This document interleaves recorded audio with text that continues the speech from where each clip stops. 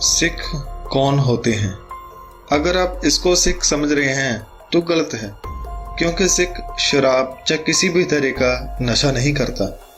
अगर आप इसे सिख समझ रहे हैं तो आप फिर गलत हैं, क्योंकि सिख पंथ में दाढ़ी को इस तरह काटा नहीं जाता।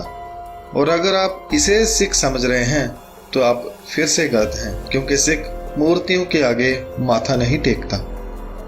मैं ये आपको केवल इसलिए बता रहा हूँ क्योंकि कुछ साउथ और विदेशी लोग समझते हैं कि सिख यही हैं जो बंदूकें रख के बदमाशी करते हैं, जो गानों में दिखाते हैं कि वो लड़कियों को छेड़ते हैं, दारू पीते हैं, नशा करते हैं। तो इसी बात को क्लियर करने के लिए ये वीडियो बनाया है। तो आइए मिलकर जानते हैं कि सिख कौन होते हैं। सिख की सबसे पहली पहचान यह होती है कि वो एक रब पर विश्वास करता है। उस रब, प्रभु, अल्लाह, वाहिगुरु के कई नाम हैं। सिख को सभी नाम प्यारे लगते हैं।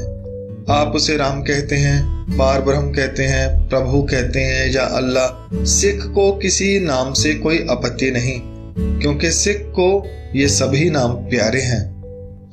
सिख की पहली पहचान है कि वो एक रब पर विश्वास करता है जो सबके अंदर है और हर तरफ हर जगह मौजूद है। दूसरी बात, सिख औरत भी हो सकती है और मर्द भी, कोई भी हो सकता है। अगर सिख मर्द है तो उसके नाम के पीछे सिंह लगता है, अगर औरत है तो उसके नाम के पीछे कौर लगता है। यह उसकी दूसरी पहचान है। उसका पहरावा यानी उसका बाना भी उसकी खास पहचान है।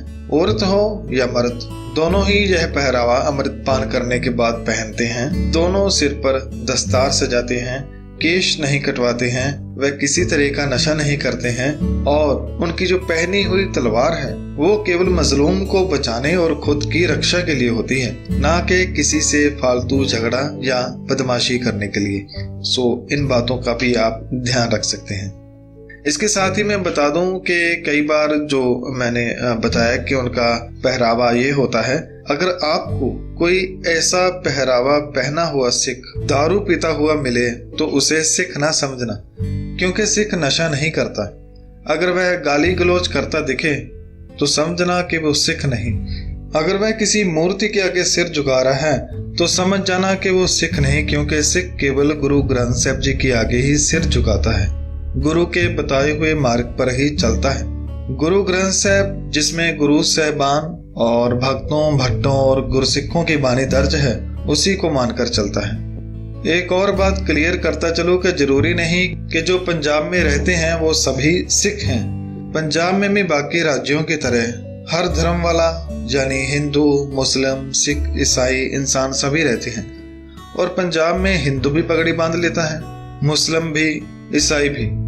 पगड़ी बांधा हुआ हर इंसान सिख नहीं होता। उसकी क्या पहचान होती है मैं आपको बता चुका हूँ। वो नशे नहीं करता, वो आवारागर्दी नहीं करता, लड़कियों की इज्जत से नहीं खेलता बल्कि इज्जत को बचाता है।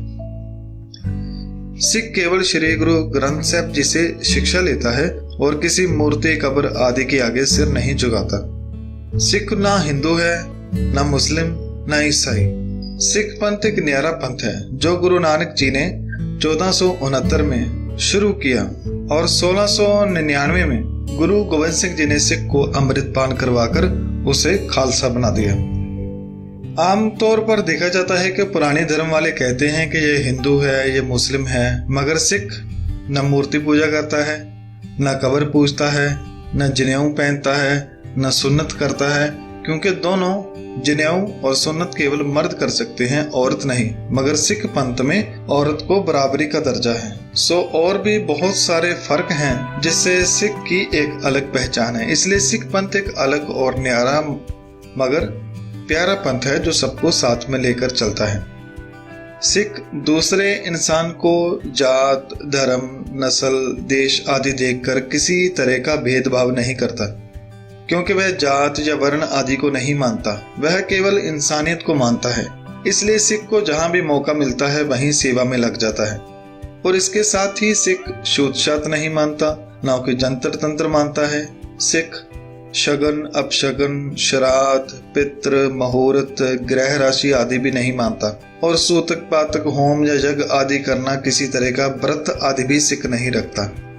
और ना ही कोई धागा तवीत पहनता है। और ना ही उनको मानता है। सिख केवल वही जिंदगी जीता है जो कुदरत जी रही है। सिख पंथ में स्त्री और मर्द दोनों के हक बराबर हैं। सिख पंथ में जो मर्द कर सकता है वो स्त्री भी कर सकती है। वो पाठ भी कर सकती है, गतका भी खेल सकती है, लंगर में सेवा भी कर सकती है, अर्थात हर काम वो कर सकती है, उसे कोई रोक टोक नहीं है। अगर सिख पंथ के धार्मिक स्थल गुरुद्वारों की बात करें तो वो सबके लिए खुला है, कोई भी आ जा सकता है और एक सिख होने के नाते सिख वहां पर जाकर गुरु से शिक्षा लेता है, गुरु की वाणी को पढ़कर अपना जीवन व्यतीत करता है, लंगर में सेवा करके सीखता है कि किसी से भेदभाव किए बिना इस दुनिया में कैसे सेवा करनी है, और गुरुद्वारे से ही वो अपना नित्य नेम सीखता है और बाकी गतिविधियों में भी वो भाग लेता है। सिख का तो अर्थ ही है सीखना, अंत तक वह सीखता ही रहता है। और श्री गुरु ग्रंथ साहिब जी के अंदर इतने सारे खजाने छुपे हुए हैं, अगर हर रोज भी हम ढूंढते रहें तो भी खत्म नहीं होते। यह समुद्र में छुपे खजानों की तरह हैं, जितना गहरा जाओगे उतने ज्यादा खजाने मिलेंगे। सो सिख हर रोज गुरबानी का पाठ करके उसमें से जीवन रहस्यों को खोजता और विस्मादित रहता है। सिख किसी से बैर नहीं रखता, न डरता है न डराता है। जैसे कि मैंने पहले बताया कि वो श्री गुरु ग्रंथ साहिब जी के बताए हुए हुक्मों के अनुसार ही जीता है, जो गुरु कहता है वैसे ही वह चलता है। सो दोस्तों, अगली बार जब आप कोई गाना या फिल्म देखें तो समझ जाना कि ये सिख है या पंजाबी। पंजाबी पंजाब में रहने वाला होता है, पगड़ी भी बांधता है और बगैर पगड़ी के भी होता है, मगर सिख केवल पंजाब में ही नहीं दुनिया के हर कोने में मिलेगा और ज्यादातर वहां मिलता है जहां पर मुसीबत है। उनको मलहम लगाने का काम सिख करता है, उन्हें खाने और रहने को देता है, वही सिख है। और अंत में नीचे दिए गए कमेंटों को जरूर पढ़ना, क्योंकि उसमें जो पॉइंट मैंने मिस कर दिए हैं उनके बारे में गुरबानी को मानने वाले सिख, जिसे गुरसिख और खालसा भी कहते हैं, वो आपको बताएंगे। सो अंत में आप सभी का धन्यवाद। इस पेज में जुड़े रहने के लिए शुक्रिया। वाहिगुरु जी का खालसा, वाहिगुरु जी की फतेह।